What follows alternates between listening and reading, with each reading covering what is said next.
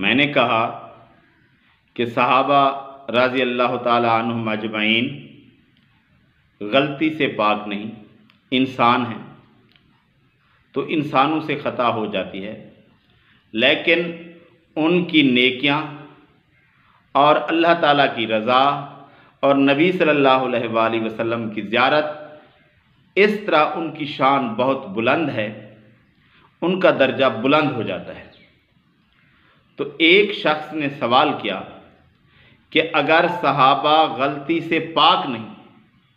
تو پھر ناموس صحابہ و اہل بیت بل کیوں؟ ہم کہتے ہیں کہ نہ صحابہ غلطی سے پاک ہیں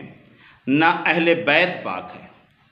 لیکن ہمارے ایمان کا وہ حصہ ہیں، ان کی عزت، ان کا احترام ہمارے اوپر لازم ہے۔ ہم نہ صحابہ کے خلاف زبان درازی کر سکتے ہیں نہ اہل بیت کے خلاف زبان درازی کر سکتے ہیں، ہم ان دونوں سے محبت کرتے ہیں، اور ان کی خطائیں جو ہیں ان کی نیکیاں بہت زیادہ ہیں۔ اللہ تبارک و تعالیٰ ان سے راضی ہو گیا ہے۔ جن سے اللہ راضی ہے ان سے انسان کو ناراض نہیں ہونا چاہیے۔ اب بات یہ ہے کہ جب صحابہ غلطی سے پاک نہیں تو پھر ناموس صحابہ بل کیوں؟ میں سوال کرتا ہوں کہ اگر آپ کا باپ کوئی غلطی کر بیٹھے، کوئی گناہ کر بیٹھے، اور اس کے بعد ہر شخص، ہر دوسرا شخص چوک میں جا کر، بازار میں جا کر آپ کے باپ کو گالیاں نکالے، لعنت ملامت کرے، برا بھلا کہے، ہر روز سارے لوگ نکل کر ان کے خلاف نازیبا باتیں کریں کسی ایک غلطی کی وجہ سے، کسی ایک گناہ کی وجہ سے، اور پھر وہ یہ عمل ہمیشہ کے لیے دہراتے رہیں، ہر دن، ہر رات، ہر ہفتے، ہر مہینے، ہر سال، اور خود چوپی نہ کریں، تو آپ کو یہ گوارا ہوگا کہ آپ کے باپ نے بس ایک غلطی کر دی، ایک گناہ سرزد ہو گیا، اور پھر پورے علاقے میں ان کے خلاف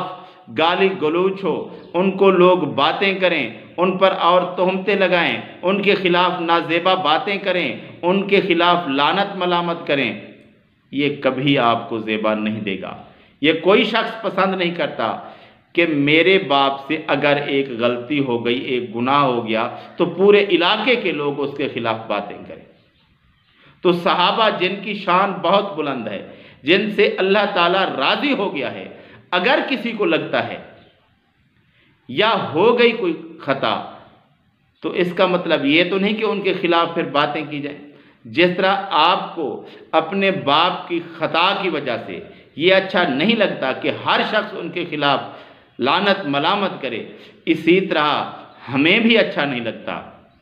کہ کوئی شخص اٹھ کر صحابہ پر بھونکنے لگے، ان کے خلاف باتیں کرنے لگے، ان پر لعنت بھیجنے لگے، کیونکہ صحابہ ہمارے ایمان کا حصہ ہیں۔ اللہ تبارک و تعالیٰ نے ان کی خطائیں معاف فرما دی ہیں، ان کی شان بہت بلند ہے۔ ان کا نبی صلی اللہ علیہ وآلہ وسلم کو ایمان کی حالت میں دیکھ لینا، یہ ایک بہت بڑا مقام ہے، جو ان کی خطاؤں کو یہی بات ہی ڈھانپ دیتی ہے، اور ان کی نیکیاں، ان کی پارسائی ہم سے بڑھ کر ہے۔ ہمارے جتنے بھی آج کے دور کے عبادت گزار لوگ ہیں، ان سب سے وہ بڑھ کر تھے۔ جب ہم یہ امید کرتے ہیں کہ آج کے دور کے جو نیکوکار لوگ ہیں ان کے ساتھ اللہ تعالیٰ اچھا معاملہ کرے گا، تو جنہوں نے نبی کو دیکھا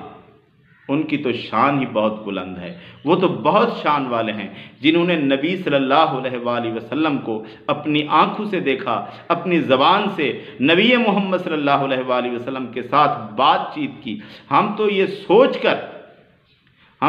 سوچ کر پتہ نہیں کیا ہمیں محسوس ہوتا ہے کہ اگر ہم ہوتے نبی صلی اللہ علیہ وآلہ وسلم کے دور پر، ہمیں یہ سوچ بھی نہ تو ہمیں خوشی کی انتہا نہیں رہتی۔ اور جنہوں نے نبی محمد صلی اللہ علیہ وآلہ وسلم کو اپنی آنکھوں سے دیکھا، اللہ کے رسول صلی اللہ علیہ وآلہ وسلم کے ساتھ کلام کیا، آپ صلی اللہ علیہ وآلہ وسلم کی زیارت کی، اور ایمان کی حالت میں فوت ہوئے،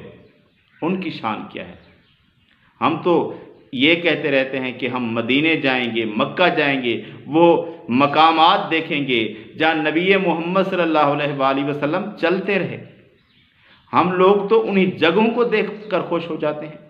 اور جنہوں نے خود نبی محمد صلی اللہ علیہ وآلہ وسلم کو دیکھا ان کی شان کیا ہے؟ پھر ان کے خلاف کوئی شخص باتیں کرے اور پھر اس کے خلاف کوئی بل بھی پاس نہ ہو، یہ تو بہت ہی غلط سوچ ہے۔ صحابہ کے خلاف کوئی بات برداشت نہیں ہوگی، اس لیے یہ بل لازمی ہے کہ ان کی حرمت کی رکھوالی کی جائے، ان کی شان کی حفاظت کی جائے۔ اگر کوئی خطا ہو گئی،